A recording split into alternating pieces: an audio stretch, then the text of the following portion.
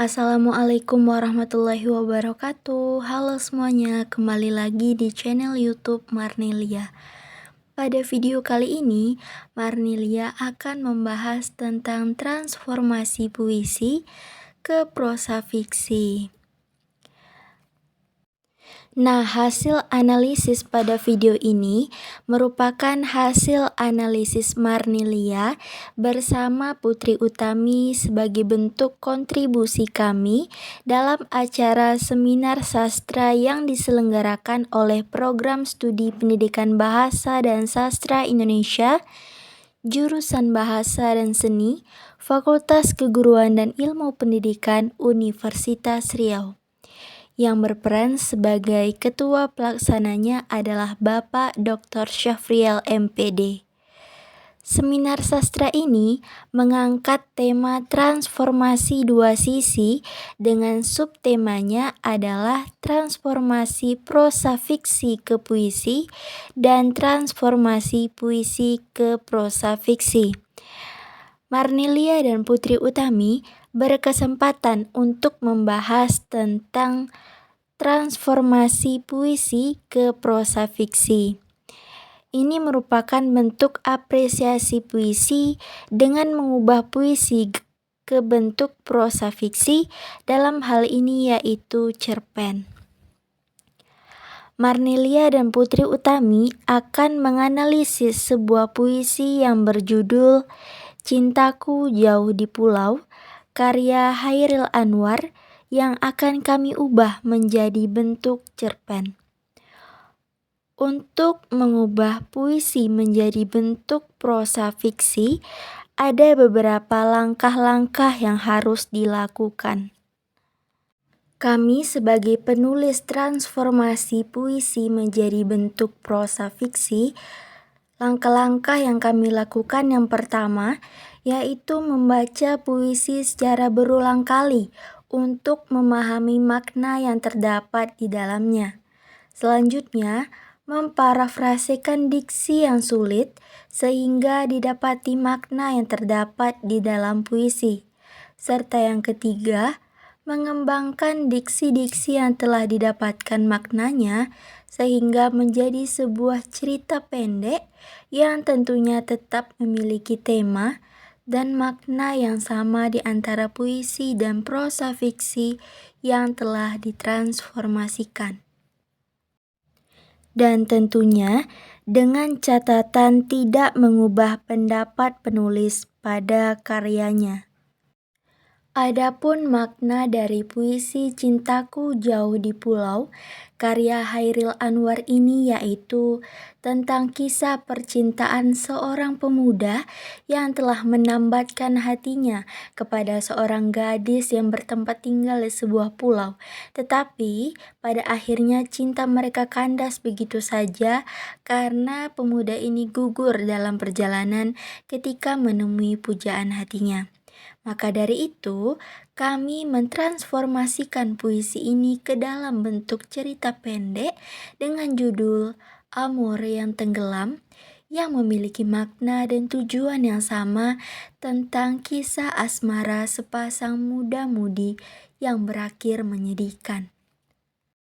Kemudian satu hal yang menjadi alasan terkuat kami untuk memilih puisi Cintaku Jauh di Pulau karya Chairil Anwar, karena puisi ini belum ada penulisan dan pembahasan yang mengkaji serta mentransformasikan puisi Cintaku Jauh di Pulau ke prosa fiksi dalam bentuk cerita pendek.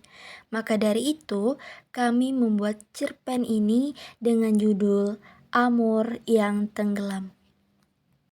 Selanjutnya, Marnelia akan membacakan puisi dengan judul Cintaku Jauh di Pulau, karya Chairil Anwar. Cintaku jauh di pulau, gadis manis sekarang iseng sendiri. Perahu melancar, bulan memancar. Di leher ku kalungkan oleh-oleh buat si pacar. Angin membantu, laut terang. Tapi terasa, aku tidak akan sampai padanya. Di air yang tenang, di angin mendayu. di perasaan penghabisan segala melaju. Ajal bertahta sambil berkata, "Tujukan perahu ke pakuanku saja. Amboi, jalan sudah bertahun kutempuh. Perahu yang bersamakan merapuh.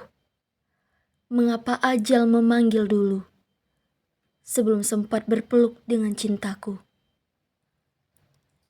Manisku jauh di pulau. Kalau ku mati, dia mati iseng sendiri." Itulah tadi puisi Cintaku Jauh di Pulau karya Chairil Anwar. Selanjutnya hasil dari parafrase atau transformasi puisi dengan judul Cintaku Jauh di Pulau karya Chairil Anwar ke dalam bentuk prosa fiksi, yaitu cerita pendek karya Marnilia dan Putri Utami dengan judul Amor yang Tenggelam. Dalam cerita pendek ini ada beberapa tokoh di dalamnya, yaitu ada Fatimah dan Aryo sebagai tokoh utama, kemudian ada orang tua dari Fatimah, yaitu ayahnya yang bernama Ahmad, dan tokoh-tokoh pembantu di dalamnya yang tidak memiliki nama. Tetapi masing-masing tokoh ini memiliki penokohan atau watak tersendiri. Inilah cerita pendek karya Marnilia dan Putri Utami dengan judul Amor yang Tenggelam. Dikisahkan pada mulanya Aryo, pemuda dari Pulau Jawa yang bekerja sebagai seorang pelaut dan agen ikan yang berlayar dari satu pulau ke pulau yang ada di Indonesia. Pada pelayaran kali ini, kapal yang dikemudi Aryo berlayar menuju satu pulau yang kaya akan hasil lautnya, yaitu Pulau Natuna yang berada di utara Selat Karimata. Nah, sesampainya ia bersama rombongan di pulau ini, Aryo memutuskan untuk melabuhkan kapalnya dan pergi mencari tempat persinggahan sementara. Selang beberapa waktu, Aryo menjadi agen ikan tempat langganan para nelayan Pulau Natuna untuk menjual hasil tangkapannya. Karena Aryo merupakan agen ikan yang sudah sangat membantu para nelayan di Pulau Natuna ini, karena harga yang ditawarkan oleh Aryo jauh lebih tinggi daripada agen-agen ikan yang lainnya. Kembali ke tema cerpen ini, bahwa tema cerpen ini adalah tentang percintaan antara Aryo dan Fatimah. Fatimah merupakan anak salah satu nelayan yang berlangganan menjual hasil tangkapan ikannya kepada Aryo, yaitu Fatimah merupakan anak dari Pak Ahmad. Fatimah yang baru saja lulus dari sekolah menengah atas ini merupakan gadis lugu dari Natuna, memiliki paras yang cantik dan anggun, layaknya gadis desa yang jauh dari pengaruh pergaulan hiruk-pikuk perkotaan. Seperti biasanya, rutinitas Fatimah untuk mengantarkan bekal ayahnya ke pelabuhan tempat ayahnya bekerja sehari-hari. Nah, dari sinilah awal mula pertemuan Aryo dan Fatimah, sehingga mereka memiliki hubungan yang sangat serius. Setelah terjadinya pertemuan ini, Aryo dan Fatimah menjadi sangat dekat dan mereka mulai memiliki rasa nyaman antar satu sama lain. Hingga pada saat itu, Aryo ternyata harus rela meninggalkan Pulau Natuna karena sudah lewat dari waktu persinggahan pelayaran kapalnya. Fatimah pun dengan berat hati melepaskan kepergian Aryo untuk segera kembali ke Pulau Jawa. Selepas perpisahan itu, ternyata Fatimah hendak dijodohkan dengan anak kepala desa tempat tinggalnya. Sontak, hal ini membuat Fatimah kaget dan menolak perjodohan itu. 6 bulan pun berlalu, Fatimah masih tetap teguh dengan pendiriannya ingin bersama Aryo. Ternyata Aryo pun merasakan hal yang sama. Dengan kegunjangan hati dan pikiran, Aryo pun memutuskan untuk kembali ke Pulau Natuna dan menetap di sana dengan tujuan untuk meminang dan menikahi sang pujaan hatinya. Pernikahan di antara keduanya pun berlangsung. Mereka menjadi keluarga yang harmonis, saling menyayangi dan mengasihi satu sama lain. Selama di Natuna, Aryo bekerja melaut bersama ayah Fatimah untuk menangkap ikan di samudera lepas hingga berbulan-bulan lamanya. Pada kepergian kali ini, Fatimah sedang mengandung anak pertama mereka. Dan Aryo pun harus pergi melaut sendirian dikarenakan ayah Fatimah yang biasa menemani Aryo untuk pergi melaut sedang sakit. Dengan perasaan gundah gulana, Fatimah pun melepaskan kepergian suaminya untuk mencari ikan di samudera lepas. Hari berganti hari, bulan berganti bulan, dan Aryo pun tak kunjung kembali. Hal ini tentu saja membuat Fatimah merasa cemas akan hal itu. Dan saat melahirkan pun tiba, dan Aryo tak kunjung pulang hingga anak mereka lahir. Ternyata ketika melaut di samudera lepas, Aryo bergelut dengan cuaca yang tak menentu dan gelombang tinggi lautan. Hingga pada suatu malam, angin berhembus kencang dan membuat kapal kecil yang dikemudikan Aryo pun terbalik dan tenggelam ke dasar laut. Awalnya, Aryo masih berusaha sekuat tenaga untuk berenang di tengah laut, melawan kuatnya gelombang.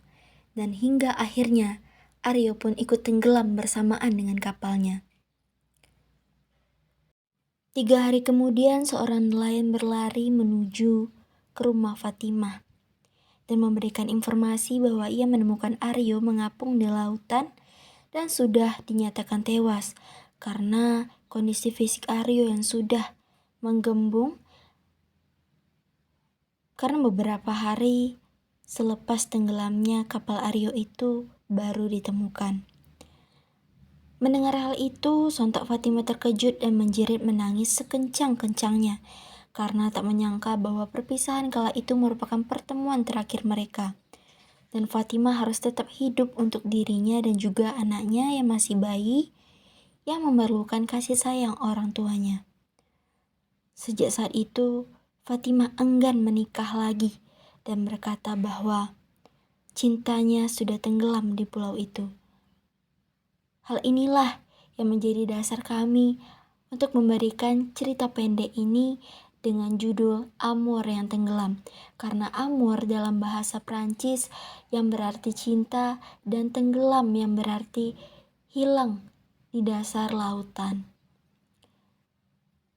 Itulah tadi penjelasan tentang cerita pendek dengan judul Amour yang Tenggelam karya Marnelia dan Putri Utami yang ditransformasikan dari puisi dengan judul Cintaku Jauh di Pulau karya Hairil Anwar.